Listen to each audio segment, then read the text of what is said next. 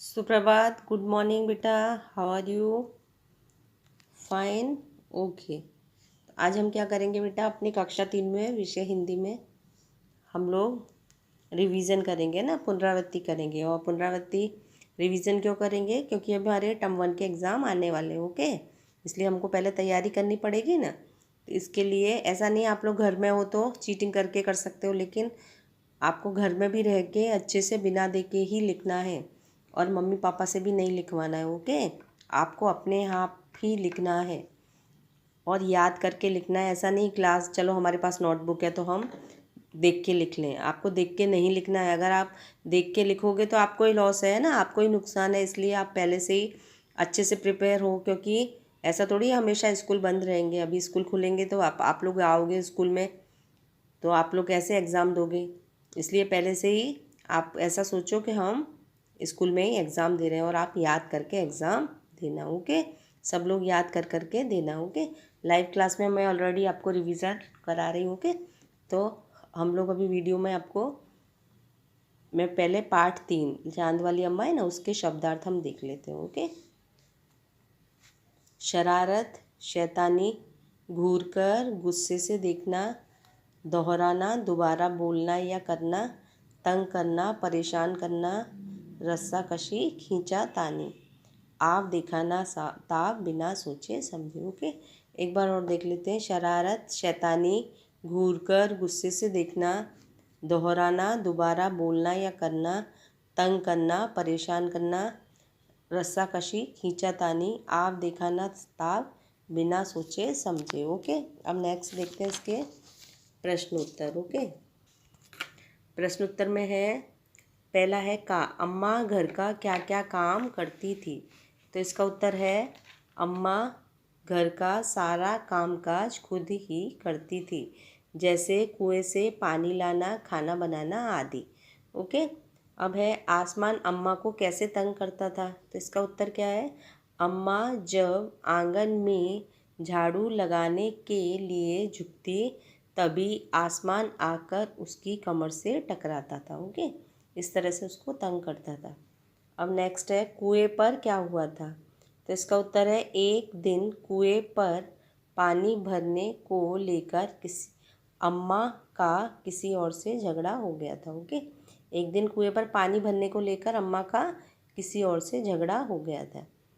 घा है बहुत ऊपर पहुंचने के बाद अम्मा कहाँ चढ़ गई? ओके, यहाँ पे चंद्र बिंदु है बेटे। बहुत ऊपर पहुंचने के बाद अम्मा कहाँ चढ़ गई? तो कहाँ चढ़ गई थी? बहुत ऊपर पहुंचने के बाद अम्मा चांद पर चढ़ गई। कहाँ चढ़ गई थी? चांद पर। अब नेक्स्ट है चांद वाली अम्मा झाड़ू क्यों नहीं छोड़ना चाहती थी? चांद वाली अम्मा झाड़ू इसलिए नहीं छोड़ना चाहती थी क्योंकि वह बहुत ऊपर पहुंच चुकी थी। ओके, चांद वाली अम्मा झाड़ू क्यों नहीं छोड़ना चाहती थी? क्योंकि वह बहुत ऊपर पहुंच चुकी थी। अब है च आसमान ने झाड़ू क्यों छोड़ दी? तो इसका उत्तर है आसमान ने सोचा कि यदि चांद अम्मा की मदद करेगा तो मैं हार जाऊंगा, ऐसा सोचकर उसने झाड़ू छोड़ दिया। ओके, अब नेक्स्ट देखते हैं बेटा इसमें क्या है। विपरीत अर्थ वाले शब्द। विपरीत अर्थ मतलब वही विलोम शब्द जो होते हैं ना, अपोजिट वर्ड्स और विलोम शब्द बोलते हैं ना। अपना, पराया, चलना, रुकना, शुरू, खत्म, ऊपर, नीचे, चढ़ना, उतरना, छोड़ना, पकड़ना, हार, जीत, सुख, दुख। ओके, एक बार और देख लो इनको। अपना, पराया, ये स्पेलिंग आपको अच्छे से याद होनी चाहिए। ओके, जैसे ये उत्तर है तो ये स्पेलिंग को आपको तो दो दो टाइम या तीन तीन टाइम बिना देखे लिख लिख के याद करना। ओके, अपना, पराया, चलना, रुकना, शुरू, खत्म, ऊपर, नीचे, चढ़ना, उतरना, छोड़ना, पकड़ना, हार, जीत, सुख, दुख। ओके, अब है रिक्त स्थानों की पूर्ति कीजिए। अम्मा का यहाँ पे डैश है, कोई नहीं था, तो यहाँ पे डैश में क्या आएगा? अपना। अम्मा का अपना कोई न था। फिर है कुएं पर झगड़ा होने के बाद अम्मा, यहाँ पे डैश है तो यहाँ डैश में लिखेंगे गुस्से में थी। गा है रस्साकशी करती हुई अम्मा थक गई थी। तो डैश में क्या आएगा? थक। अब है घ आसमान झाड़ू के साथ ऊपर उठने लगा। तो यहाँ डैश में झाड़ू। ड़ा है चांद पर चढ़ने के बाद भी अम्मा ने झाड़ू नहीं छोड़ी। तो डैश में क्या लिखेंगे? झाड़ू। ओके। अब है किसने किससे कहा। छोड़ मेरा झाड़ू, मेरे पास एक यही झाड़ू है। तो ये किसने कहा था? अम्मा ने आसमान से। ओके। मुझे नीचे छोड़ दे। तो ये किसने कहा था? ये भी अम्मा ने आसमान से कहा था ना, मुझे नीचे छोड़ दे। अब है अब मैं तुम्हें नहीं छोड़ूंगा, ले चलूँगा ऊपर। तो ये किसने कहा था बेटा? ये आसमान ने अम्मा से। ओके। अब राइट और रॉन्ग, सही और गलत का निशान लगाइए। अम्मा बिल्कुल अकेली थी, ये सही है। एक दिन कुएं पर पानी भरने के क्रम में अम्मा फिसलकर गिर पड़ी थी। तो ये गलत है। ओके। उसका झगड़ा हो गया था, फिसली नहीं थी ना अम्मा। अम्मा सूर्य पर पहुंच गई, ये भी गलत। आसमान अपनी आदत से मजबूर था, ये सही। एक दिन अम्मा ने आसमान को थप्पड़ दे मारा, ये गलत। ओके। आसमान को थोड़ी थप्पड़ दे मारा था। एक दिन अम्मा ने आसमान को थप्पड़ नहीं मारा था, झाड़ू से मारा था, है ना।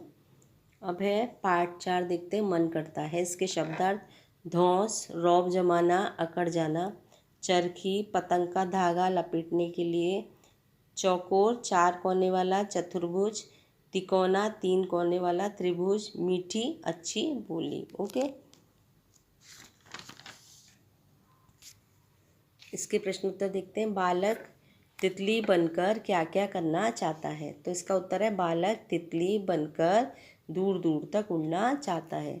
बालक खा है बालक चांद बनकर क्या करना चाहता है। तो इसका उत्तर है बालक चांद बनकर तारों पर अकड़ दिखाना चाहता है। गा है कोयल सबको अपनी ओर कैसे आकर्षित करती है। तो इसका उत्तर है कोयल मीठी मीठी बोली से सबको अपनी ओर आकर्षित करती है। गा है चिड़िया किस प्रकार शोर मचाती है। तो इसका उत्तर है चिड़िया चीं चीं और चूं चूं करके शोर मचाती है। ड़ा है बालक चरखी लेकर क्या करना चाहता है। तो इसका उत्तर है बालक चरखी लेकर पीली लाल पतंग उड़ाना चाहता है। चा है कविता में बालक क्या क्या बनना चाहता है। तो कविता में बालक सूरज, चंदा, बाबा, पापा, तितली, कोयल और चिड़िया बनना चाहता है। ओके। आप लोगों ने ऑलरेडी बेटा ये लिखा हुआ है ना सबने। अब वाक्य बनाइए। तो वाक्य बनाइए, मैंने आपको बताया जैसे पतंग है तो हम किस तरह से बनाएंगे कि मैंने आसमान में एक पतंग देखी, या आसमान में रंग बिरंगी पतंगें उड़ रही हैं, इस तरह से भी बना सकते हैं। चरखी, चरखी का बनाएंगे कि बच्चा चरखी लेकर लाल पीली पतंग उड़ाना चाहता है। और कोयल, कोयल का ऐसे बना देंगे कोयल मीठी बोली बोलती है, या कोयल की आवाज़ मुझे बहुत अच्छी लगती है। तो हमें वाक्य जो बनाएंगे ना हम, उसमें ये शब्द आना चाहिए। पतंग से, चरखी, कोयल, ये तीनों जो भी शब्द है जिससे हमको वाक्य बनाना है वो शब्द आना चाहिए। मैंने लाइव क्लास में आपको बेटा ये समझाया और ऑलरेडी आपने CW में लिखा हुआ है। ओके। अब है रिक्त स्थान, पूर्ति कीजिए रिक्त स्थानों की, खाली जगह भरिए। चंदा डैश पर अकड़ दिखाना चाहता है। तो किस पर? तारों पर। अब है यहाँ डैश में क्या लिखेंगे? बाबा बनकर घर में सब पर धौंस जमाना चाहता है। फिर है ग तितली बनकर डैश में लिखेंगे दूर दूर तक उड़ना चाहता है। कोयल बनकर मीठे मीठे बोल सुनाऊं। तो यहाँ पे आएगा कोयल। चरखी लेकर पीली लाल पतंग उड़ाना चाहता है। तो यहाँ आएगा पतंग। ओके। इसके फिल इन दी ब्लैंक्स हो गए। अब हम देखते हैं इसके बेटा सही और गलत का निशान लगाइए। सूरज बनकर आसमान में दौड़ लगाऊं, ये सही है।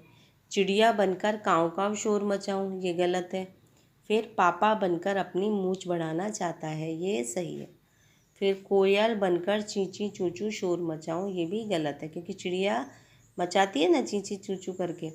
फिर है बालक चरखी लेकर सफ़ेद काली पतंग उड़ाना चाहता है, ये गलत क्योंकि वो रंग बिरंगी पतंग उड़ाना चाहता है। ओके बेटा। तो ये हमारा ये 2 लेसन मैंने आपको ऑलरेडी लाइव क्लास में भी करा दिए और इसमें भी मैंने आपको करा दिए। आगे की वीडियो में मैं आपको जो लेसन बच्चे हैं वो मैं आपको कराऊंगी और आपको गद्यांश भी बताऊंगी कि गद्यांश में हमको कैसे करना है। वो मैंने आपको बताया था ना कि मूस की मजदूरी वाला जो लेसन है वो हमको देखना है। ओके, उस लेसन में से आपको मैं बताऊंगी कि किस तरह से हमको, मैंने ऑलरेडी आपको लाइव क्लास में समझाया था कि हमको गद्यांश में कैसे करना है। जैसे अभी हमको जैसे ये 2 पैराग्राफ अच्छे से याद कर लेने हैं हमको यहाँ तक। ओके, तो इनमें से मैं कोई सा भी पैराग्राफ आपको दे सकती हूँ। तो ये गद्यांश में, यही लेसन में से गद्यांश में मैं दूंगी आपको पैराग्राफ। ओके, ये जो लेसन है पेज नंबर 45, इसमें से ही आपको गद्यांश दूंगी और इसमें से ही आपको यहाँ तक पढ़ लेना है। ओके, यहाँ तक आपको पढ़ना है। इसमें से मैं दोनों में से कोई सा भी आपको दे सकती हूँ। ओके, और इसके अंदर से हमको आंसर मिल जाएंगे उसके। ओके, अब जैसे एक एक उदाहरण आपको देके बता रही हूँ। जैसे बहुत समय पहले की बात है, उस समय आदमी के पास धान नहीं था। तो मैंने जैसे क्वेश्चन आपको दे दिया कि आदमी, पहले समय में आदमी के पास क्या नहीं था, तो इसका उत्तर हमको कहाँ मिल जाएगा, ये रहा, आदमी के पास धान नहीं था। इस तरह से ही हमको आंसर ढूंढने। ओके, तो मैं पूरा अभी आपको नहीं बताऊंगी, क्योंकि पूरा बताऊंगी तो आपको कैसे समझ में आएगा। ओके, तो आप लोग पहले इसको पढ़ना और पढ़ के कोई सा भी पैराग्राफ मैं आपको दे सकती हूँ। ओके, जैसे यहाँ तक या यहाँ तक कोई भी, तो इतना आपको अच्छे से रीड करना है।